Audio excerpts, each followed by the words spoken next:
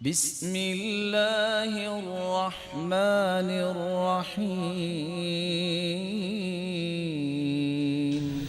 تو انسان کو زندگی میں کبھی بھی پریشانی، دکھ، مصیبت، بیماری آئے تو اس کی کتنی وجہ ہوتی ہے؟ نمبر 1، دکھ، مصیبت اور بیماری اور پریشانی کا سب سے پہلا سبب جو ہے وہ یہ ہے کہ میرے اور آپ کے ہاتھوں کی کمائی سامنے آتی ہے۔ گناہ کر بیٹھے، غلطی ہو گئی، بھول ہو گئی، سستی ہو گئی، اللہ تعالیٰ کی نافرمانی ہو گئی، تو اس گناہ کی شامت پڑتی ہے، اس کی نحوست پڑتی ہے دکھ کی شکل میں، مصیبت کی شکل میں، بیماری کی شکل میں، پریشانی کی شکل میں۔ اللہ عز و جلال قرآن مجید میں فرماتے ہیں وَمَا أَصَابَكُم مِّن مُّصِيبَةٍ فَبِمَا كَسَبَتْ أَيْدِيكُمْ وَيَعْفُو عَن كَثِيرٍ۔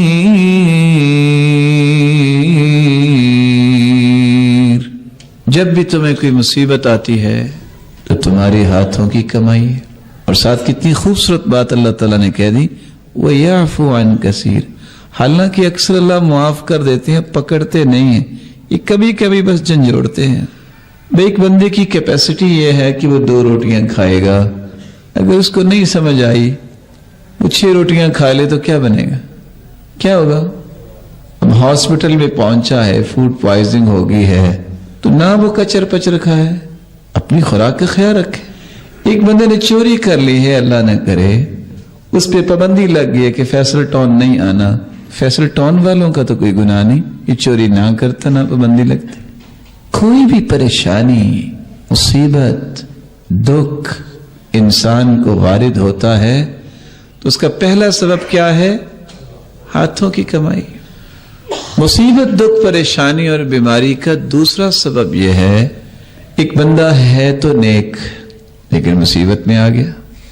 سبب کیا ہے؟ اصل میں اللہ مالک الملک اس کے گناہ معاف کرنا چاہتے ہیں۔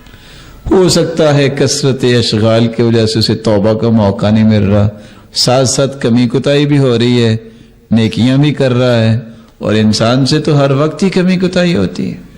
ارشاد ربانی ہے، ما أصاب من مصيبة إلا بإذن الله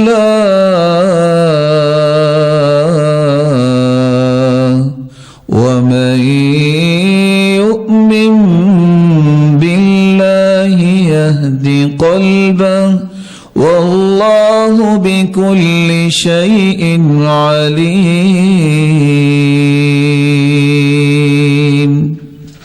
جو بھی مصیبت آتی ہے وہ اللہ کے حکم سے آتی ہے۔ کس کے حکم سے؟ اللہ کے حکم۔ اور اللہ کا حکم کیوں ہوتا ہے؟ صحیح بخاری، صحیح مسلم کی روایت ہے، ما يصيب المسلم من نصب ولا وصب ولا هم ولا حزن ولا غم حتى الشوكة يشاكها إلا كفر الله بها من خطایا۔ انسان کو کوئی دکھ آئے، کوئی غم آئے، کوئی بیماری آئے، کوئی فکر لاحق ہو، یا تھکاوٹ ہی ہو جائے، یا اس کے پاؤں میں کانٹا چھپ جائے، مالک الملک ان سب چیزوں کے بدلے اس کے گناہوں کو معاف کر دیتے۔ تیسرا سبب جس سے دکھ، پریشانی اور مصیبت اور بیماری آتی ہے، ارشاد ربانی ہے، یہ درجات کی بلندی کے لیے کوئی مصیبت آتی ہے۔ ما أصاب من مصيبة في الأرض ولا في أنفسكم إلا في كتاب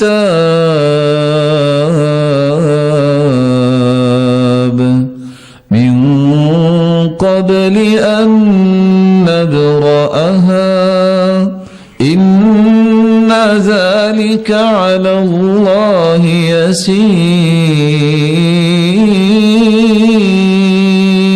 يسير۔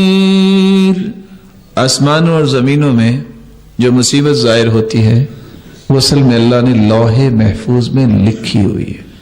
اللہ نے لکھ دی ہے کہ یہ مصیبت آئے گی. لکھا کیوں ہے؟ رسول اکرم صلی اللہ علیہ وسلم نے وضاحت فرمائی ہے. ایک انسان کا اللہ نے مقام اور منزل طے کر دی ہوتی ہے.